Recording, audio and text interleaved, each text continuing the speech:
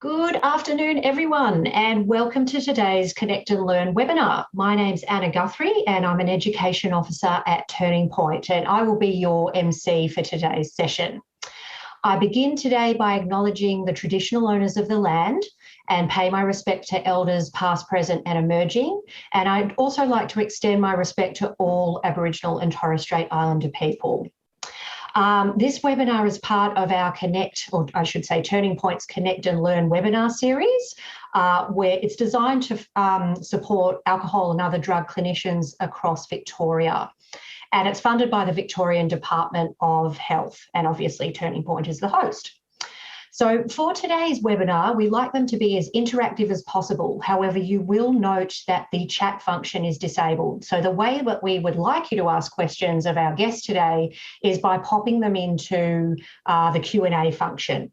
And also note that those questions will be answered by our guest at the end of her presentation, and I will kind of moderate the questions that come through. Please be aware that all of our webinars are recorded.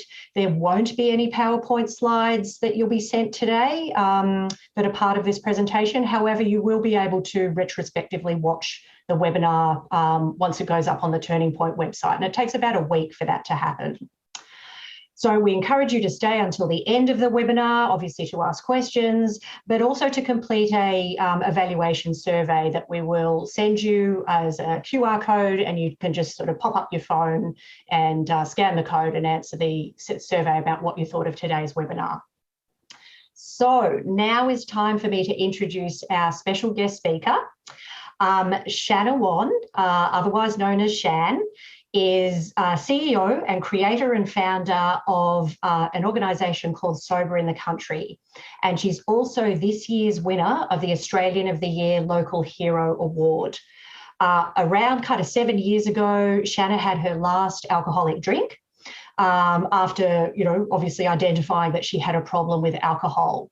So this organisation that she's the founder of, Sober in the Country, now keeps her really, really busy as she's kind of devoting her time to alcohol awareness and education, advocating for cultural change, highlighting bush stories and experiences, and connecting rural and remote Australians who have a shared wish to either cut back or stop drinking. Shanna will be speaking about her organisation, Sober in the Country, and why lived experience advocates are imperative to the recovery process. And she really wants this presentation today to be an opportunity for you to ask her questions, either about her recovery or about recovery in general, and to really kind of pick her brain about what recovery looks like and what it all means, and perhaps even for people in rural Australia. So thank you so much, Shan, for your time. I know you're a very, very busy person. I'll hand over to you now, and you can take it from here. Thank you so much. Thanks, Anna. And by the way, guys, could you feel free to drop into the chat Q&A if you can, or I'm not sure if they can, Anna, but it's so nice to sometimes hear from people where they're at, like where's home, where are you tuning in from? And as Anna so eloquently said, I'm a casual person. I'm from the country, and everything I do is intended to be really friendly and low key and interactive, because that's how I am. So again, I just want to thank Anna, and I would also like to acknowledge that I'm coming to you from northwestern New South Wales, between Narrabri and Gunnedah. I live in a little teeny tiny place called Maules Creek. And some of you who may follow along our social media channels will know that I live in a little church in the middle of the bush, in the middle of nowhere, and I wouldn't have it any other way. We do have a bit of a storm happening in the background, so I'm hopeful it won't interfere with our power, but if we get a blackout and I vanish, that'll be why. But hopefully that won't happen. This is Gamilaroi country. And I love it. I love living in the bush, and I love very much having the privilege to do what I do, having the absolute honour of speaking to people from one end of Australia to the other about alcohol, about harm, the truth. I like to say I speak about the truth of alcohol in the bush. And I'm just having a look here. We've got people from Sydney, Melbourne, Shepparton, Devonport, Narre Tassie. Awesome. Beautiful. Oh, hello, Sunrise Way. We've got people from Sunrise Way, Rehab in Toowoomba. You guys are amazing. It's lovely to see you. Salvation Army. Anyway, gosh, I'll get stuck if I read that. But that just makes my day. That makes my day. Thank you so much. Something I probably would love to kick off with you guys is to just kind of share with you that I've developed quite a reputation nationally as a speaker now and as the head of this beautiful organisation, and that's obviously only been amplified since our Australian of the Year, or my Australian of the Year win in January the 25th of January. That was all announced. And, you know, with that lift in profile comes bigger expectations and more pressure. But I'm going to tell you point blank, as a matter of fact, that I have never regarded myself as the poster girl for sobriety or the poster girl for anything, actually. I regard myself as simply one of many people, many people who have overcome addiction. The only thing that's, I guess, slightly unique about me and my story is that I speak about it very candidly and very honestly. And I do that because very few people in rural Australia in particular speak about alcohol harm. And the reason I'm so extra passionate about talking about the bush and alcohol in the bush is that we don't have the same luxuries of services and support, and indeed this amazing concept that our city cousins have, which is, you know, the beautiful opportunity to have face-to-face meetings and support. And so I do what I do because country people are far more likely to slip through the cracks, because how on earth are they going to know to get help, or how on earth can they get help if the meetings aren't available and if the support isn't available? And that was my story, and that's why I do this. And so I guess what I'll do is I'll take you back, if I may, to 2015 was my rock bottom moment. And may I quickly just throw in here, guys, if you're interested in watching the real nitty-gritty of my backstory, because I can't cover that here today, and I don't want to because it's bloody traumatic, please feel free to go to our website at soberinthecountry.org. We're all over social media.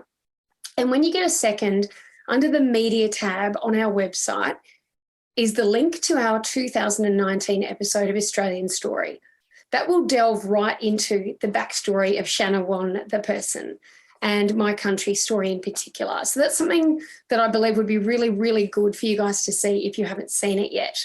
And you need to jump on and watch that quickly, because in a week, that story will be replaced by a revamped version of the story that's up to date. So yeah, get in and watch that if you can. It's a really good deep dive.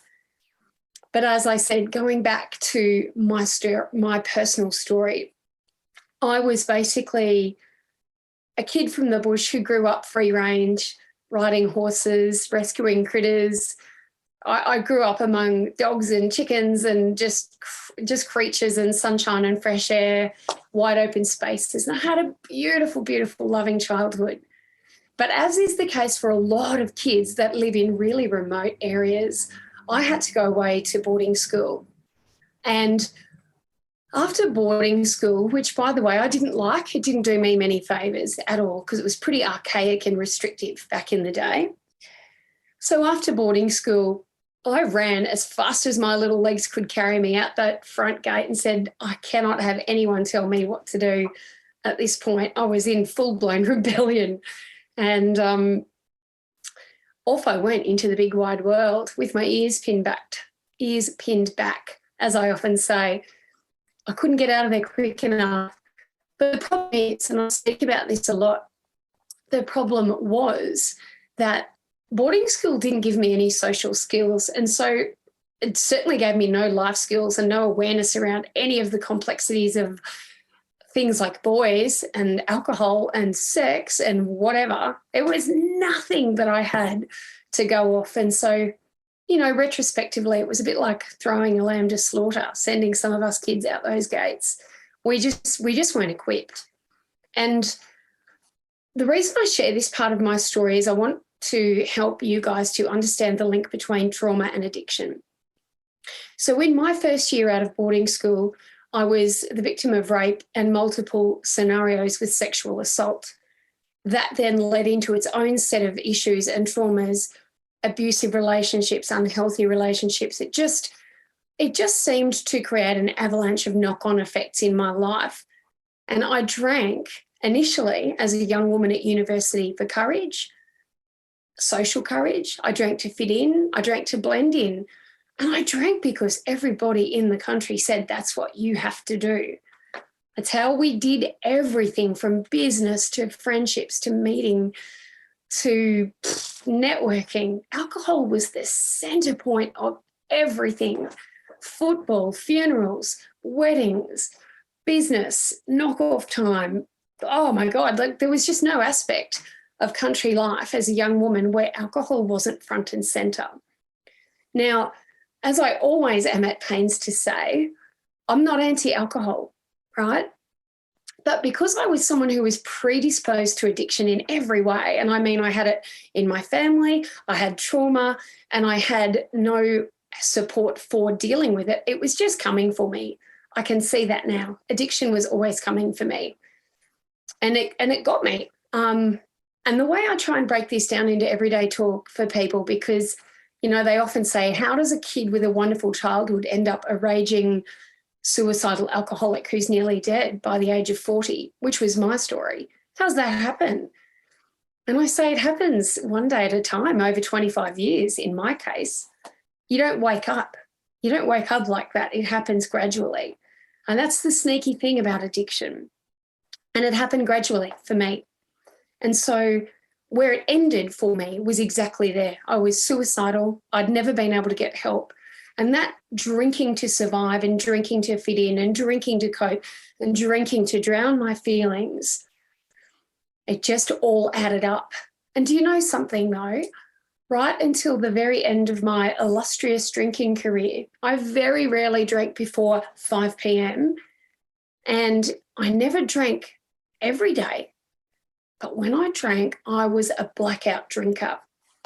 But because society had told me you could only be someone who was addicted to alcohol if you drank all day and every day or out of a brown paper bag, you were fine. If you weren't those things, you were fine. And I remember even going, because I tried for a long time to get help before it was all nearly over. And I remember even going to some professionals who would say to me, and they didn't know better. They'd say, oh, Shanna, you drink kale smoothies and you run every day. You work out at the gym. You've got a full-time job. You're fine. Just cut back. Just try and control your drinking. Just try some controlled drinking and some moderation. Anyway, that was not working for me. So I sort of kept looping and looping and looping. And I ended up closer and closer to dead. And as I said to you, my rock bottom was when I was nearly 40. And for me, that was falling down a flight of stairs and my husband coming home and finding me in a pile of blood. And he thought, oh, she's finally killed herself. I'm sure he didn't say it like that. But you get what I'm saying. But instead, I wasn't dead and I woke up in emergency and I knew that I was out of time. I knew that I was out of chances. And the remarkable part of this story is that in the end, what the turning point was for every aspect of my life came next. And that was the simple matter of connecting with someone else. How that happened for me was I actually rang a helpline, which was AA at the time. And they said to me, oh, there'll be a meeting close by. We'll hook you up with somebody. And guess what? It was like a 400K round trip to get to the meeting. But I was very, very desperate. And so I went. It was my last chance. I knew I had no more chances left. So I drove that 400Ks. And as luck would have it, the person I met could have been my sister. She could have been my best mate. She looked and walked and talked and sounded like me. And I went, hang on a minute. this is not what I expected, because I had so many preconceived notions as to what an alcoholic looked like. And it wasn't a fit, healthy, well-dressed girl. Like, seriously, my lack of knowledge and understanding and stigmas and preconceived notions were so massive that even just seeing someone I could identify with was a massive hurdle knocked down immediately. It was incredible. And that's really where it all changed for me. It really all changed. And I sat with that girl and I said, tell me everything. I was like a thirsty little sponge for information. I was so desperate for help. I was so willing, finally, to get help. And I basically spent the next year of my life in self-imposed isolation. Couldn't go away to rehabilitation, couldn't afford that, couldn't leave my home for that long. And I thought, rightio, well, I'll do the next best thing and I'll lock myself up at home.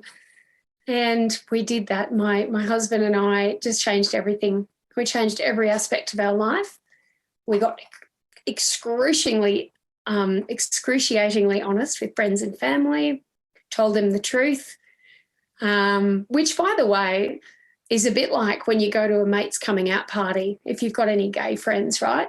Your gay friend calls a party and they go tap, tap, tap on the wine glass and they say, hi, everyone, I have something I'd like to share with you. I'm gay. And everyone says, we knew that.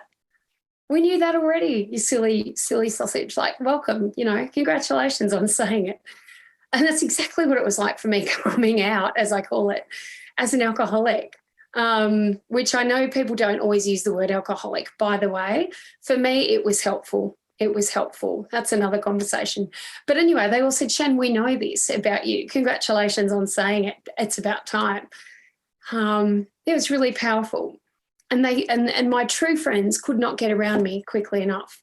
My fake friends, my drinking friends, vanished into thin air fairly quickly, which was a real blessing, actually. It hurt, but I see now how it worked. It was never about friendship. It was always about alcohol. And anyway, so I worked on my sobriety. And what I discovered in those next few years is that what I had been told about how to help people in addiction was not effective in the country. And I touched on this at the beginning. People told me that if I wanted to help others, I needed to run a meeting and I needed to do this and I needed to do that. And those next couple of years, because I didn't have the capacity to go back to work, I didn't feel safe travelling. I knew I had to stay close to home and really take care of myself. So I did that, but I wanted to help others. So I took people's advice and I started a face-to-face AA meeting of my own. Now, I need to precede this with, I think AA is a great organisation that does amazing stuff. But what I found is that when I ran this little meeting in the bush, which I spent 2 years running, baking scones, getting fatter every day,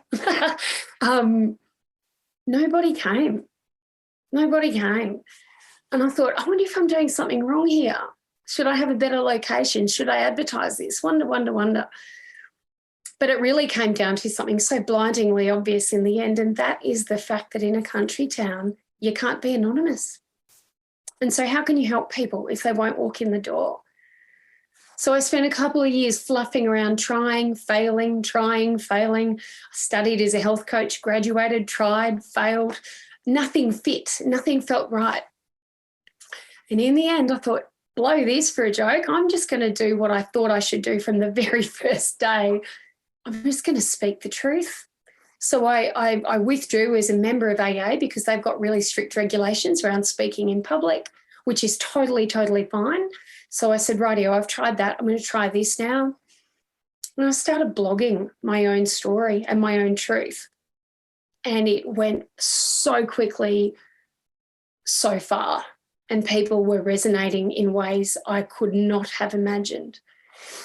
And as I said again once at the beginning of our presentation, it's not because I'm a super magical unicorn. It's not because I'm unique.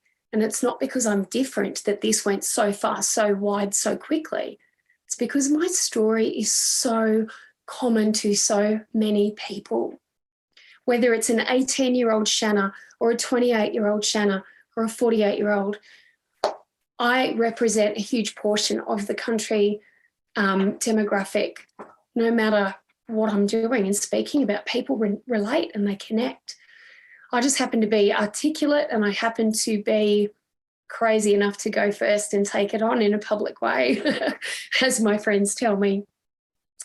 But look, the response was so swift and so beautiful that it essentially became the building blocks for what would eventually, many years of very, very, very hard work later, become a national charity.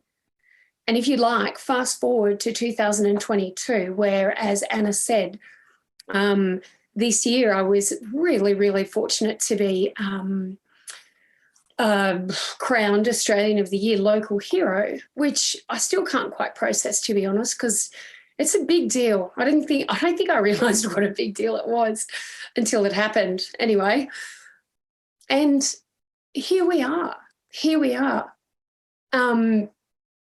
This little grassroots charity, which is myself and a beautiful girl called Flip, who works, as I say, she keeps the home fires burning when I'm out and about. And we've got a couple of casual people helping now with the tiniest little group and minimal input.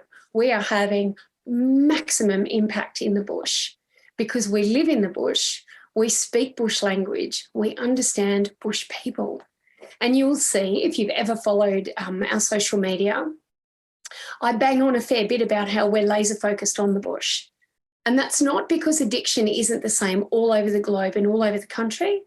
It's because no one talks to the bush. No one looks at us. No one speaks for us. And so I thought I'd be the cheeky, bold human who took that on as my life's work because somebody needed to.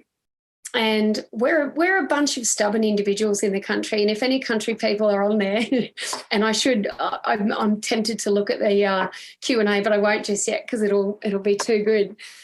But I'm speaking the truth when I say we're a bit stubborn and we're a bit hard to get through to because we're so bloody good at being resilient in the country. We have to be. Our lives in the bush are lived in permanent isolation. Have a think about that for a second while I have a sip of tea.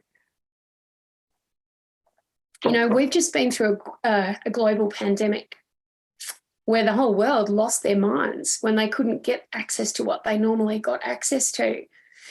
We don't have the luxury of access to things in a normal day because we live in isolation. And when I do what I do through this charity, it is to speak the truth around the gaps because of that. And don't get me wrong, I wouldn't live anywhere else. All I want and all I know that people across country Australia want is some equality in services and support.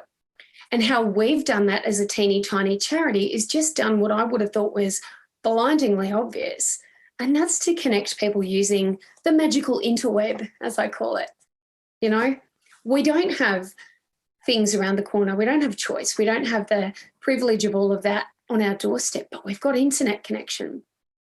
And so through the charity, I connect people. I created this divine, beautiful family. There's Sober in the Country up here. The big picture is the charity through which we advocate, where that's what that looks like is me going out onto the front lines, as I call it, and speaking at events all over Australia and just sharing our story, sharing our truth, advocating for better for the bush. We have this beautiful common sense language that we use. So we're doing advocacy, we're doing education, and we collaborate with leading AOD people across Australia, including Turning Point, who I want to acknowledge for hosting this. We work with like-minded organisations because we can't possibly do it all. So that's happening at the foreground.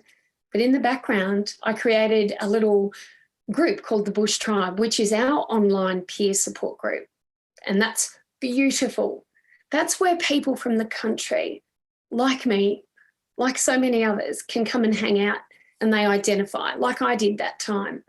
It's a really laser focused point of ID in the Bush Tribe, and it's just beautiful. We've got blokes in there sharing photos. At the moment we're sowing wheat, so we've got tired, stressed out farmers sharing photos of their tractors and saying, it keeps raining and we can't get the wheat in. That's a real specialised point of connection. And it means a lot to those blokes. And then, so as I said, advocacy, education, straight talk, peer support, collaboration. That's the main crux of what we do. The other thing we're doing now as a national charity is we're bringing in the additional option to get telehealth home detoxes into remote homes. So we're working with a beautiful organisation called Clean Slate Clinic, and you can learn about that on our website. But people like me, we can't go to rehab necessarily. A busy farming fella who doesn't have staff or kids to help him can't pack up and just go away and leave everything unattended. It just can't happen like that. So having detoxes delivered via the phone with supervision is a massive, massive game changer. And we just cannot wait to see more of that happening. I wish I could, I'm so sorry, just to share with you guys, out the window of the little church, I've got 2 horses galloping like crazy out the back paddock in the storm. I wish you could see it. It's so pretty. Like I said, I wouldn't live anywhere else. But that's what we're doing, guys. We are literally changing the whole way that we talk about alcohol in the bush. And the core message, like whenever I go and do a keynote talk anywhere, I say to people, if there's one thing I would beg you with my whole heart and soul to take away from this, go back into your communities and make sure it's okay to say no. Make sure if a friend of yours passes on a drink, whether you're in the city, the bush or anywhere, whether it's work or out the back paddock, and they say no thank you, don't make a big deal out of it, you know. And so the okay to say no message and campaign has really resonated with people because it's non-judgmental, it's friendly, it's inclusive, and it's about mates supporting mates. And everyone wants to be a better mate, don't they? So we find that that's working really, really well. And yeah, so, you know, and the one thing that I find personally is so terribly powerful when you look at advocacy from a grassroots perspective like what we're doing here. And you will notice, you guys, if you do follow our social media, we amplify people's stories. This charity isn't about me. I just went first. It's about everyone in the bush who gets this, whether they're 18 and drinking a little too much, a little too often, or they're 48 having rock bottom. Doesn't matter. This is about everybody and how we can go upstream and catch people through honest conversations long before they fall in. And we collect and we share those stories. And in my humble opinion, lived experience experts, which is apparently what I'm called, and I would have to say I was an expert at drinking too much. When we share our voices and when we share our truth and when we recover out loud, other people don't get stuck and they don't die in silence. For me, it comes down to that. And if that beautiful girl all those years ago hadn't stepped up and shared her story with me, I have no doubt I would be dead.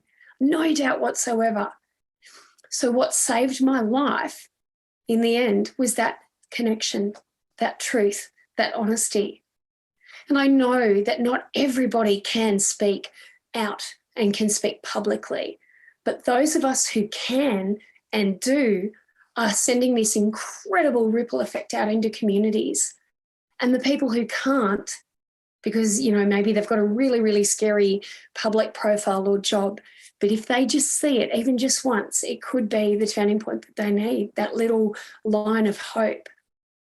And so I truly do believe lived experience advocates are just essential, so powerful for so many reasons. And so Sober in the Country really, at the end of the day, is a great big act of service. We're paying it forward. We're sharing stories. We're sharing truth. You know, we don't tell people what to do, how to do it, when to do it. We just say, guess what? We get it. And there is a way out. And that in itself is so powerful. And when you bring in clinical experts, and when you bring in doctors, and when you bring in GPs, and when you bring in psychologists, you've got the holistic picture going. And what I'll finish on before we go to Q&A is that please always remember that with addiction and with overcoming addiction, It's not just the one thing you have to do. You don't just put down the bottle. You have to overhaul your life from the key areas of mental, spiritual, emotional, and physical health. It's a big job. It's a really, really big job. And my beautiful, beautiful family in the bush tribe gets sick to death, I am sure, of me saying to them, don't just come and hang out in this bush tribe and expect miracles. You have to do more than that. Use peer support. Absolutely. Use that every day of your life. But you also need to go and see a doctor, and you probably need a nutritionist, and you probably need a psychologist, and you need support around you. There's so many aspects of it.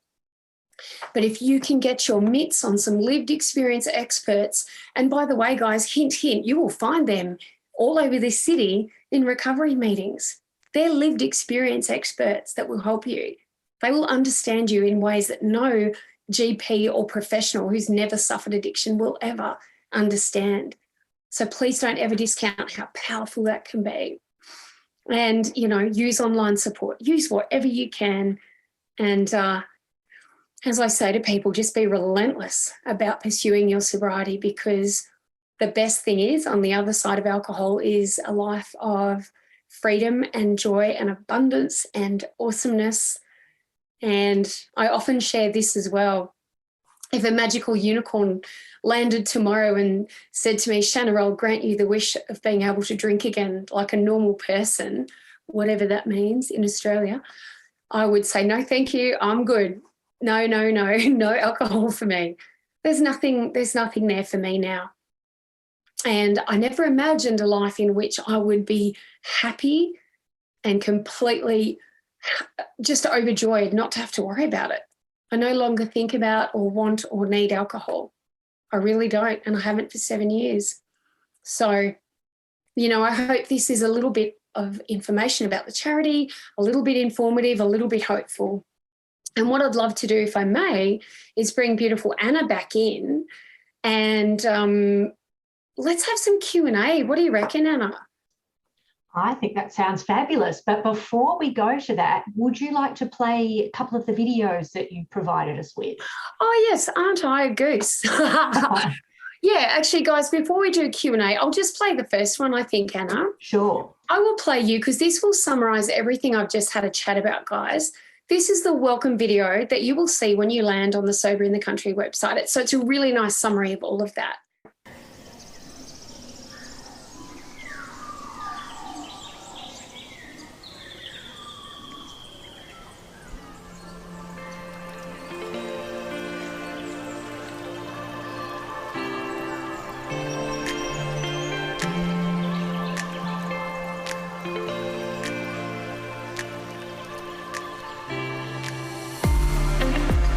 G'day and welcome to Sober in the Country. My name is Shanna Whan and I'm the creator and founder of this beautiful national charity.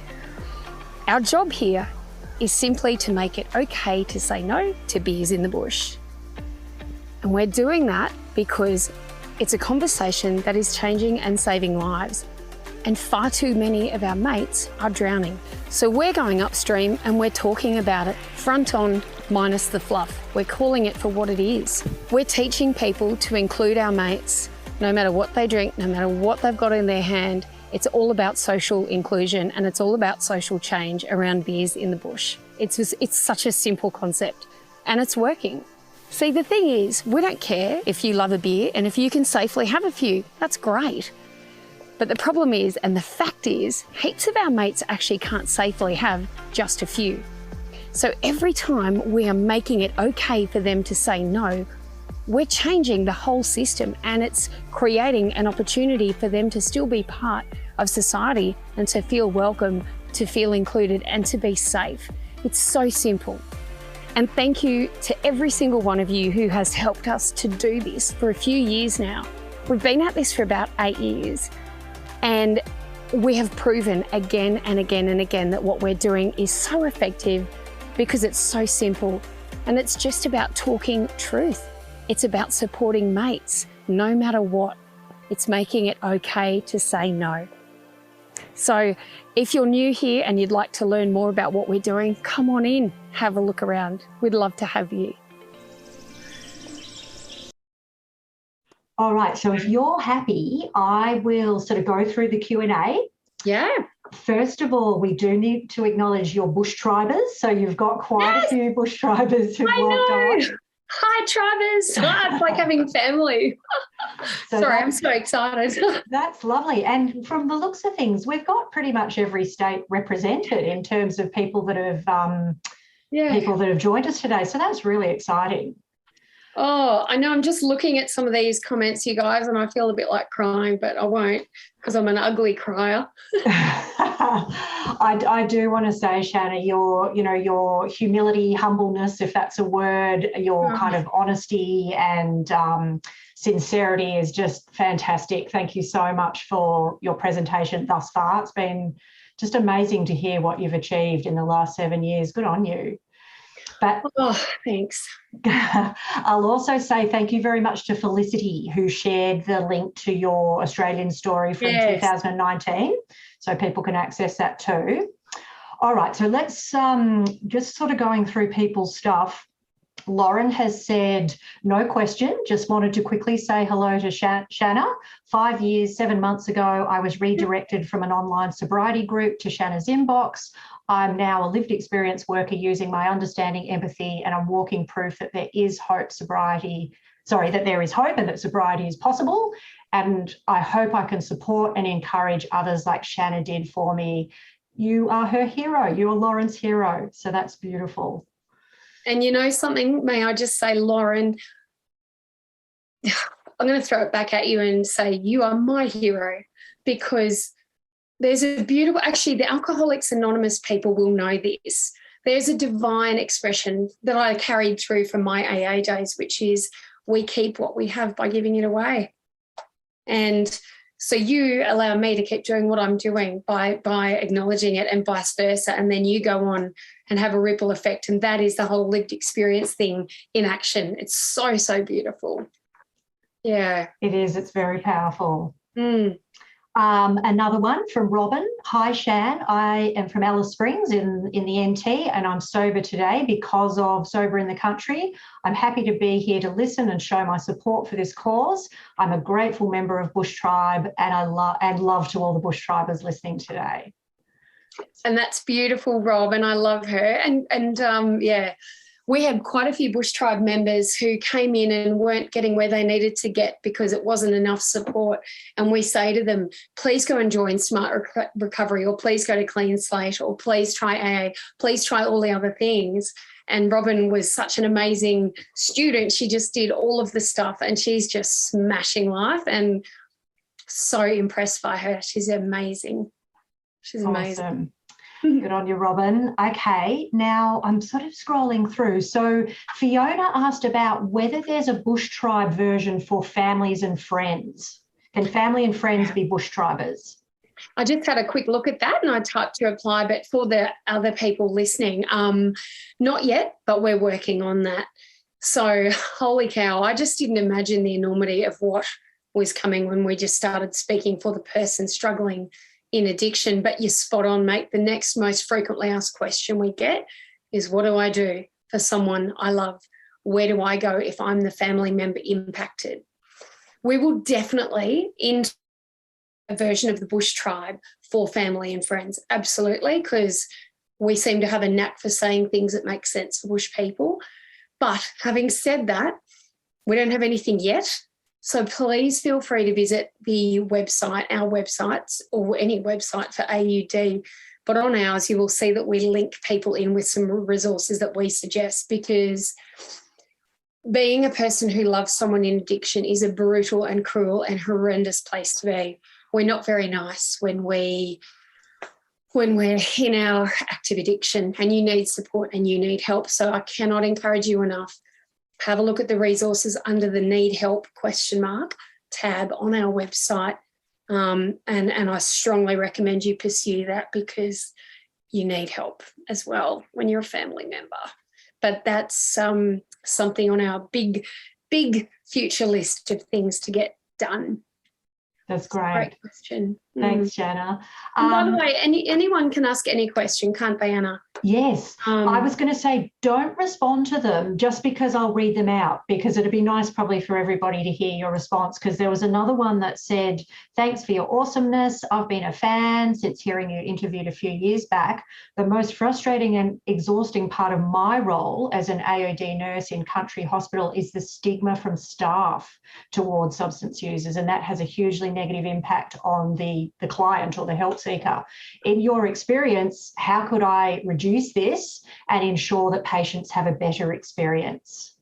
Can I ask you a favour, Anna? Sorry, my computer just did a weird glitchy and I lost the middle of that. I'm so sorry. Would you mind saying that again? Yeah, no worries. So this attendee says that she is a nurse, an alcohol and drug nurse in a regional hospital.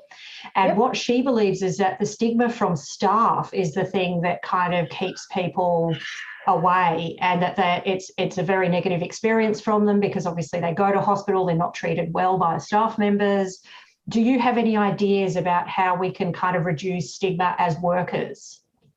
Oh, such a good question and so relevant. I've been on the receiving end of the looking down the nose at me in small town hospitals from people who just looked at me like I was a bit of excrement, and it's horrific. Yeah, it's a real thing. As workers, I don't know how you'd even begin to tackle it. I think encouraging your management to maybe have some empathy training, but where do you get that? See, this is the thing, we're so lacking in so many areas in the bush. Perhaps share some of our stuff with your managers. You know, I'm a great believer in change begins with us. So if each of us who'd had that negative experience and is aware there's a gap, even just said to our managers, hey, you know, do you reckon we could do this a bit better? The next thing I would say is that if you are a rural person and the thing holding you back from getting help locally is the fear of that stigma, the fear of that judgment, or indeed there might be a risk to your profession, etc., which we know tragically still happens, this is where organisations like Clean Slate Clinic are amazing. And again, visit our website and have a look under the Need Help tab. Clean Slate literally will work with you anonymously over the phone to bring a detox into your home. Which I just think that's just such welcome news.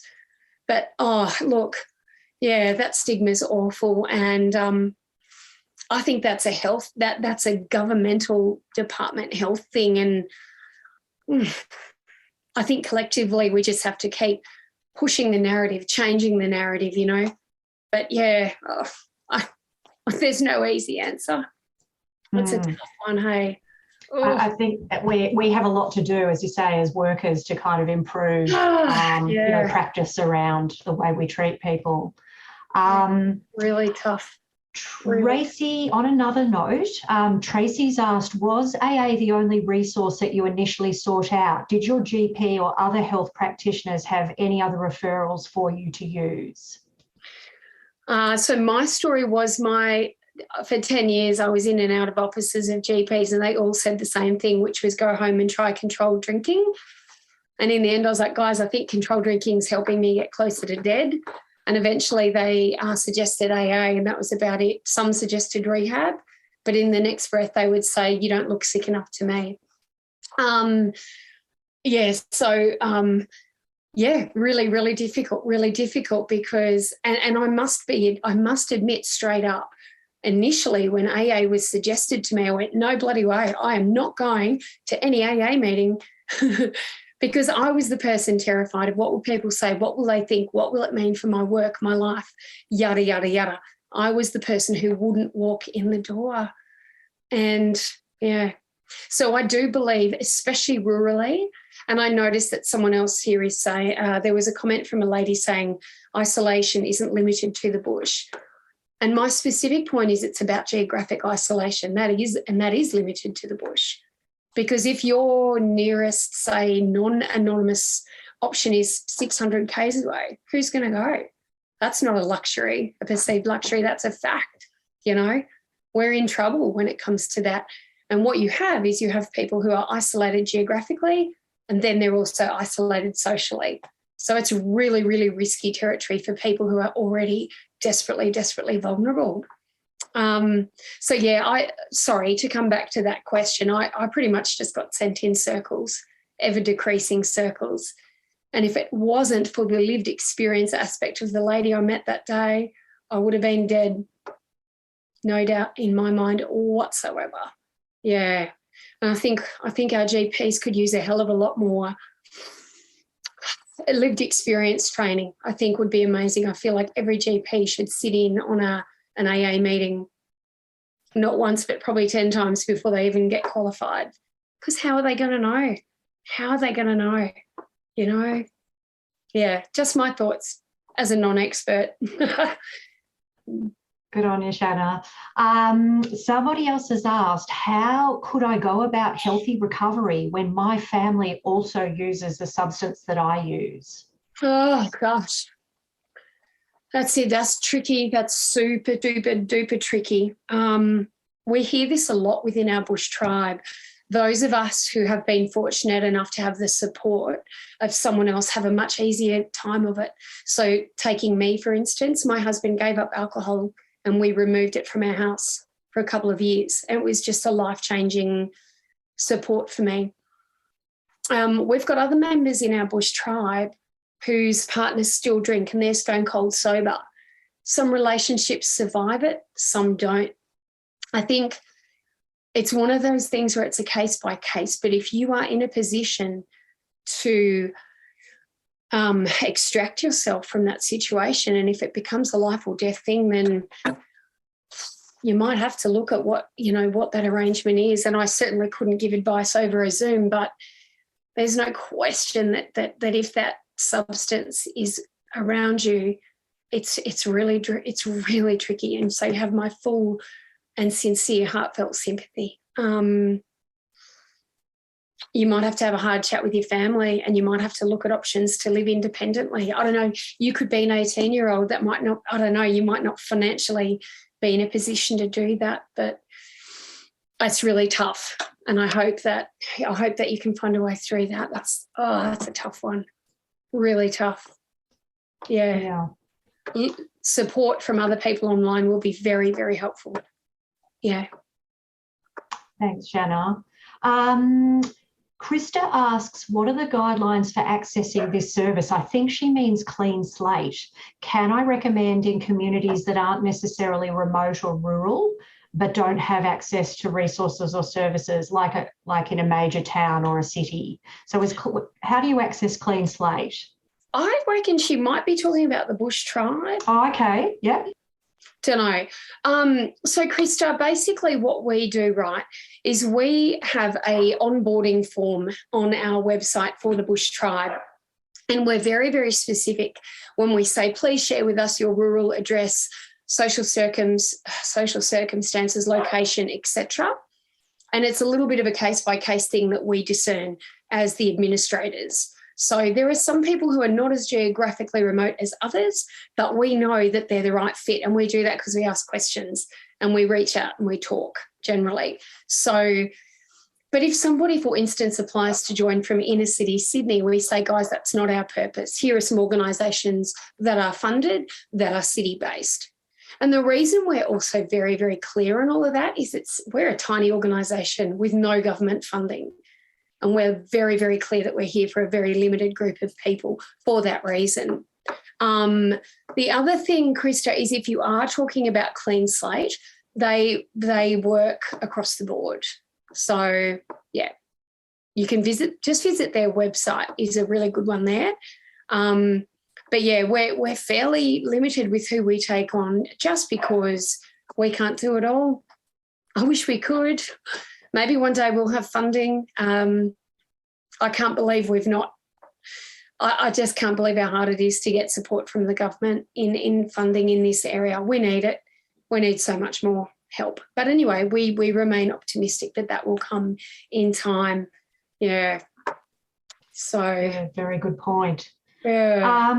Shanna, Shay asks, she's a worker, or sorry, he or she is a worker in AOD with lived experience. Is it sort of appropriate for them to share their story, perhaps with clients?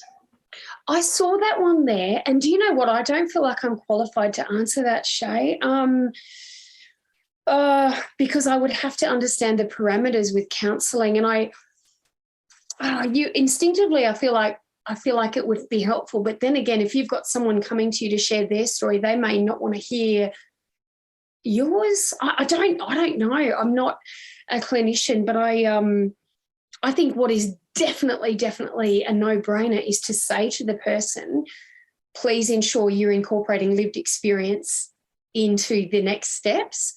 So I would probably check that with your team, and there's probably criteria, I would imagine, within your services that say whether you can or can't go there. I'd say there's going to be some pretty specific guidelines, but no doubt whatsoever in my mind that encouraging them to seek lived experience experts and stories out in a way that your bosses / orgs, deem acceptable. I can't see how anyone would ever have an issue with that.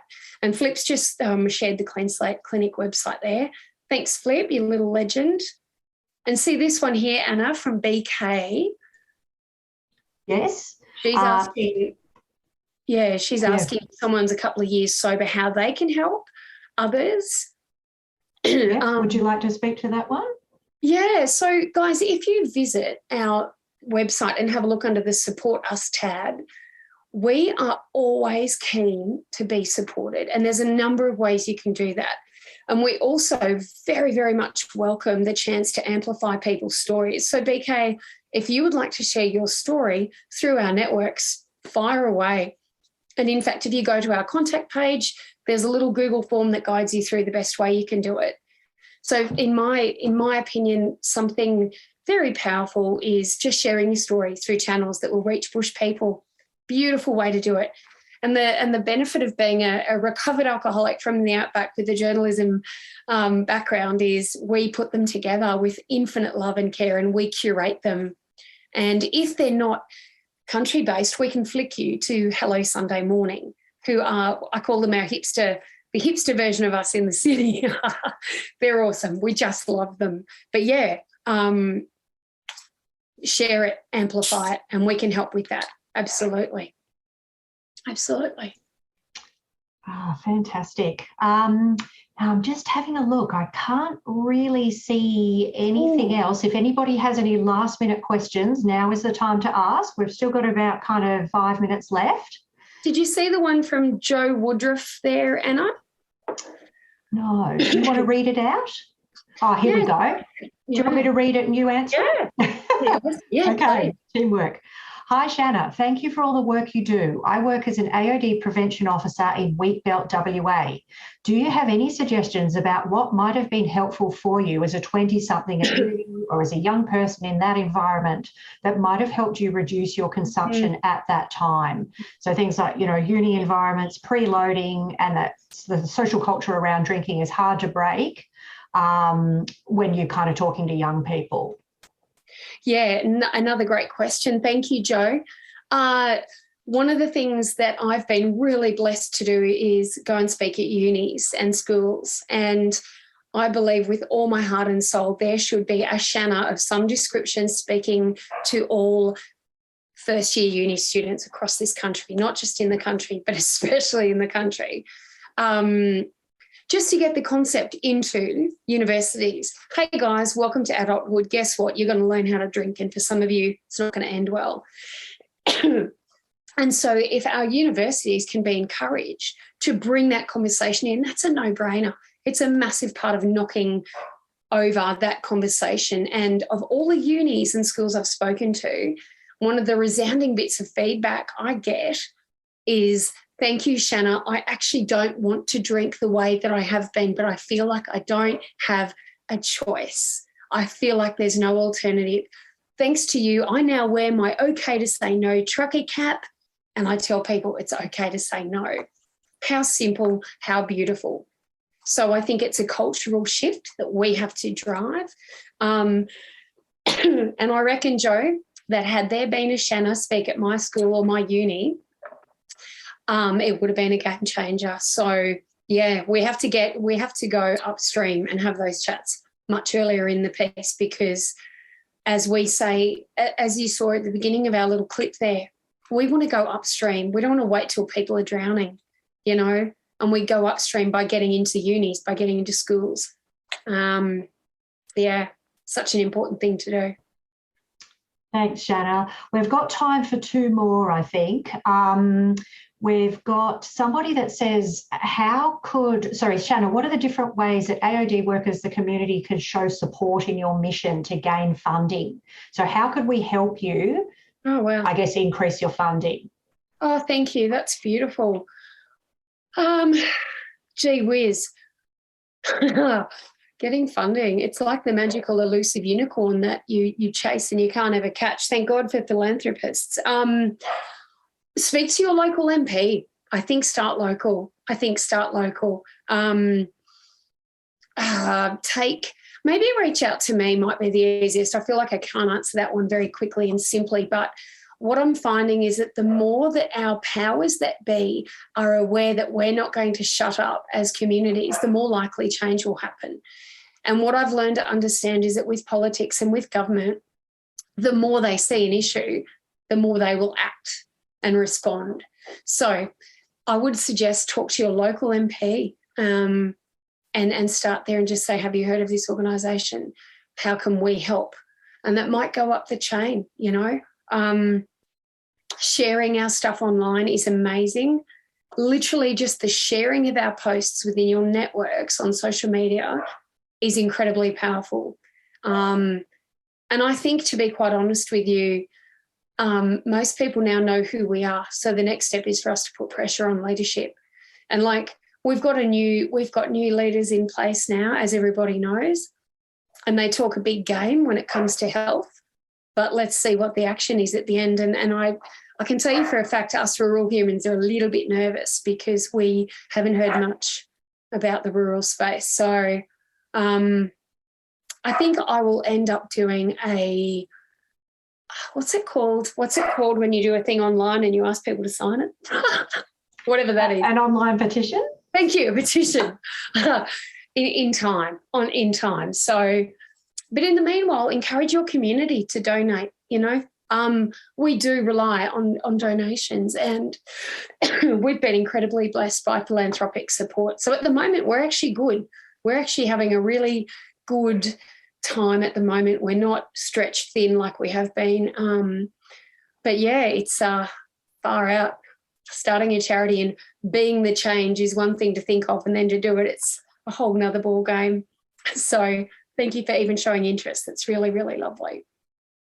Great.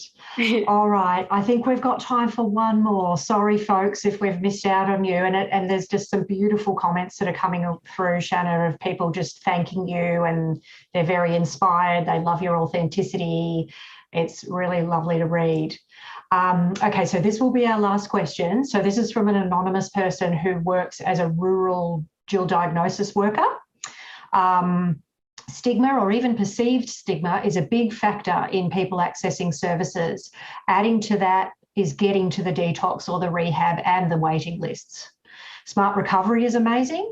One of the things that I feel COVID has done for services is the increase in the use of telehealth and the focus on doing this well. So the question is, how do we make this telehealth option more attractive for people seeking help to engage with? I think we just have to keep pushing the barrow. So, for instance, in our limited capacity, the way we're going to be doing that is we're going to actually be emailing the members in our bush tribe one-on-one to say, hey, guys, guess what? There is now the option for this. And I know for a fact that will just be so appealing to some of them. But we talk about it. We just talk about it and say, look at this option, how exciting, how amazing. I don't feel it needs a lot of promoting because I think so many people are in such desperate need. I think the appeal happens because of the anonymity. Yeah, that in itself, I feel instinctively it carries its own appeal. So I don't think we'll have to push it too hard because people like me will be falling over themselves to go, yes, please. That'd be amazing. And by the way, Anna, there's a couple of people asking where the links are. So don't stress, you guys. Turning Point will email everything out to you guys, all of you who've registered. Is that right, Anna? Yes, we will indeed. I think as well, it's sort of a little bit, with the Q&A function, it might be a little confusing, but Felicity, for instance, has been popping lots of links into just the Q&A. So if you sort of scroll through the Q&A, you will find the links, but don't worry, we'll pop them all into an email too that we send you. So, Shanna, I just want to say, oh my God, amazing. Thank you so much. It was just wonderful to have you here.